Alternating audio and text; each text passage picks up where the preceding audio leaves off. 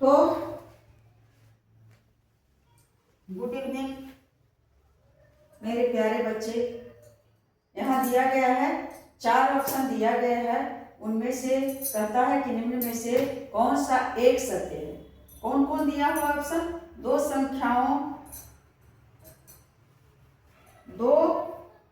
सम संख्याओं का योग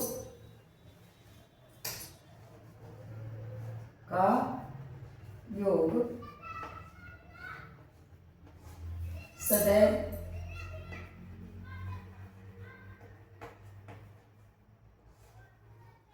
यानी हमेशा एक सम संख्या होता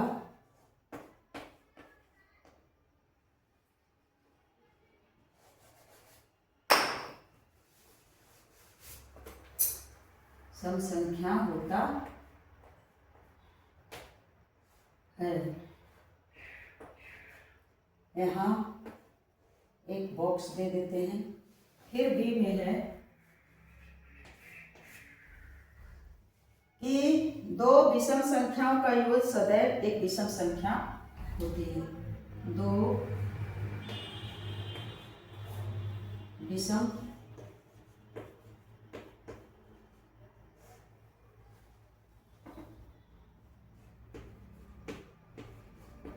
संख्याओं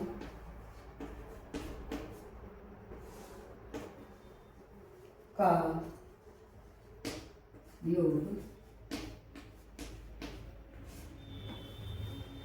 सदैव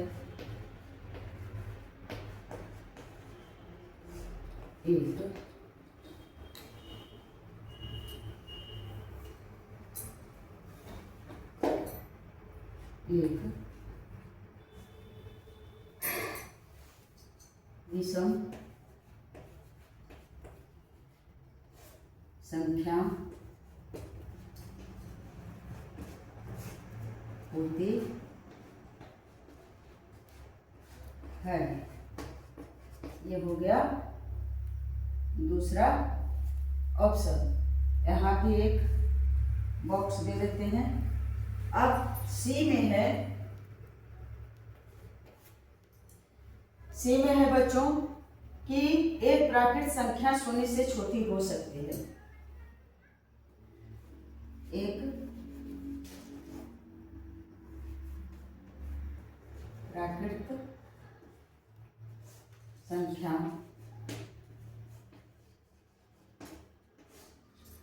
शून्य से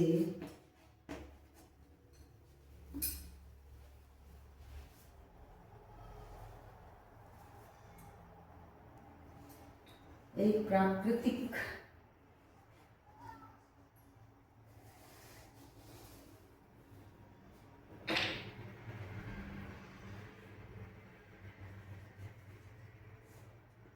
संख्या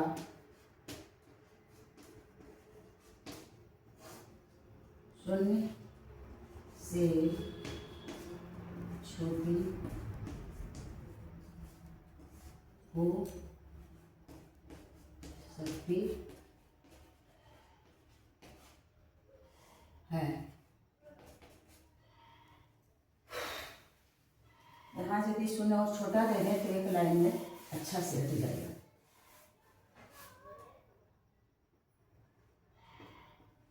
शून्य से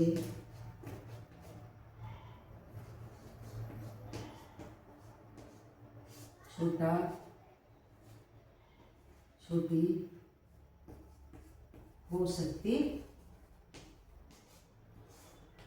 है। ये एक ऑप्शन यहाँ देते हैं। और सी में है कि सबसे बड़ी प्राकृत संख्या का मान निश्चित है।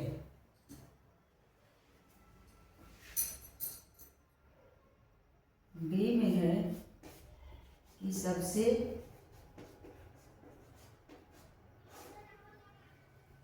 बड़ी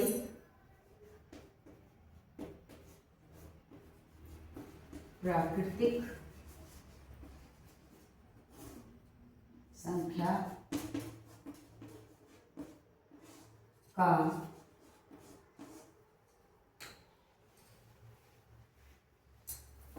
मान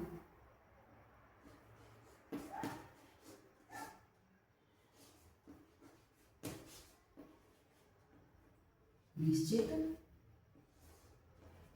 है, और एक ऑप्शन यहाँ भी है।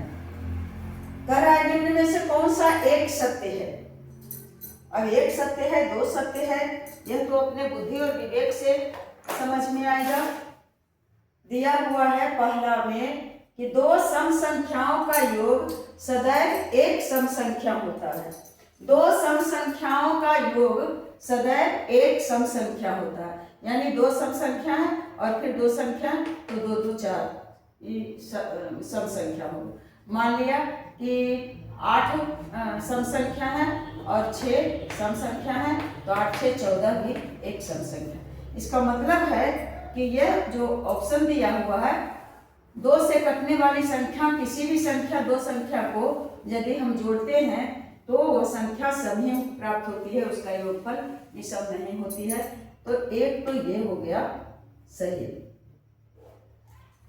दो विषम संख्याओं का योग सदैव एक विषम संख्या होती है। तो दो विषम संख्या है 3 और विषम संख्या है 5, तो 5 और 3 कितना हो जाता है 8। यहाँ कह रहा है कि दो विषम संख्याओं का योग सदैव एक विषम संख्या होती है, परंतु दो विषम संख्याओं का योग क्या निकला, सम संख्या हो गया। कोई भी और दूसरा उदाहरण ले। मान लिया कि विषम संख्या एक 5 है और दूसरा विषम संख्या और कोई दूसरा ले 9 है, तो 9 और 5 कितना हो जाएगा 14, जो कि सम संख्या। किसी भी दो विषम संख्या को लेकर के यदि हम जोड़ते हैं तो उसका योगफल सदैव सम होता है, विषम नहीं होता है। परंतु यहाँ दिया गया है कि सदैव एक विषम संख्या होती है, अर्थात यह ऑप्शन है जो गलत है। यहाँ दिया एक प्राकृतिक संख्या 0 से छोटी हो सकती है, और हम लोग जानते हैं कि प्राकृतिक संख्या या प्राकृतिक संख्या शुरू होता है गिनती की संख्या से, 1 2 3 4। तो एक से तो छोटा होबे नहीं करता है, सबसे छोटी प्राकृतिक संख्या 1 है। यह निश्चित है कि सबसे छोटी प्राकृतिक संख्या 1 है। तो कह रहा है कि 0 से भी छोटा हो सकता है, तो जो कि यह गलत है। ये समझ गए, एक प्राकृतिक संख्या 0 से छोटी हो सकती है।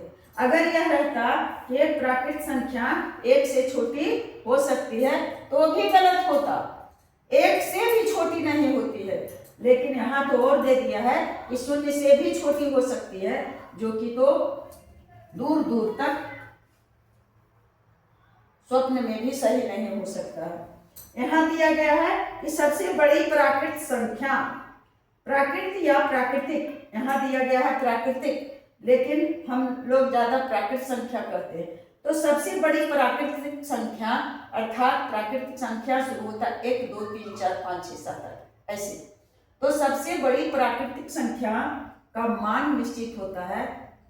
प्राकृतिक संख्या होता है शुरू 1 से, 1 2 3 4 5, बढ़ते जाएंगे और अनंत तक भी जाकर के पूर्ण विराम नहीं दे सकते हैं, इसका अंत नहीं हो सकता है, दे सकते हैं तो यह तीर का निशान देंगे। तो यह साबित करता है कि सबसे बड़ी प्राकृतिक संख्या का कोई मान ही निश्चित नहीं है या नहीं है। हर संख्या किसी भी बड़ी से बड़ी संख्या को लेंगे उससे भी बड़ी संख्या हो सकती है। लेकिन इसमें दिया गया, हाँ अगर रहता कि सबसे छोटी प्राकृतिक संख्या का मान निश्चित होती है तो कहते हाँ सही है, क्योंकि सबसे छोटी प्राकृतिक संख्या का मान 1 होता है। 1 से शुरू होने वाली संख्या, कोई भी चीज को गिनना शुरू करते हैं तो 1 से शुरू करते हैं, 1 2 3 4 5। तो सबसे गिनती की सबसे छोटी संख्या 1 है। इसका मतलब है कि प्राकृतिक संख्या, सबसे छोटी संख्या प्राकृतिक संख्या 1 है। परंतु बड़ी प्राकृतिक संख्या का जवाब नहीं दे सकते हैं, तो यहाँ दिया हुआ सबसे बड़ी प्राकृतिक संख्या का मान निश्चित होता है, परंतु सही में सबसे बड़ी प्राकृतिक संख्या का मान अनिश्चित होता है। इसलिए निश्चित दिया हुआ है, तो ये भी गलत है। तो ऑप्शन ए ही सही है। और ऊपर में दे दिया है कि निम्न में से कौन सा एक सत्य है, और एक ही सत्य निकला। अगर दो रहता सत्य तो दो को सत्य करते, चाहे ऊपर में कुछ भी दिया हुआ रहे। अगर सत्य रहता तो सत्य रहता है, परंतु है भी नहीं और दिया हुआ है भी नहीं, तो यह बात आप लोग समझ चुके होंगे। बशर्ते की संख्या का ज्ञान मैं प्राकृत संख्या, पूर्ण संख्या, सम संख्या, विषम संख्या, भाज्य संख्या, अभाज्य संख्या, यौगिक संख्या, वास्तविक संख्या, परिमेय संख्या, पूर्णांक संख्याएं बता चुकी हूँ। अगर आप लोग सही मायने में मेरे वीडियो को देखते होंगे लगातार, तो मैं बता चुकी हूँ। और भाई मैं क्या बताऊंगी, मैं तो आधा अधूरी बात को जानती हूँ और उसी को मैं वैसे बच्चों के पास भेजती हूँ जो बच्चे सही से अपनी भाषा में समझ नहीं सके हैं। और मैं गांव की महिला हूँ, गांव की भाषा में बोलती हूँ, कुछ सही कुछ गलत, कुछ शुद्ध कुछ अशुद्ध करके और बताती हूँ, ताकि बच्चों को यह लगे नहीं कि मैं कोई बड़ा मास्टर जी से पढ़ रहा हूँ और पढ़ रही हूँ। इसलिए आप लोग मुझे क्षमा करेंगे, मेरे से जो भी गलतियाँ हो जाती होगी इसके लिए मैं स्वयं क्षमा प्रार्थी हूँ। और आप लोग वीडियो को पूरा देखें और अगर हो सके तो फिर आपकी मर्जी डॉट खाली स्थानों को आप भरें। जय हिंद, जय भारत।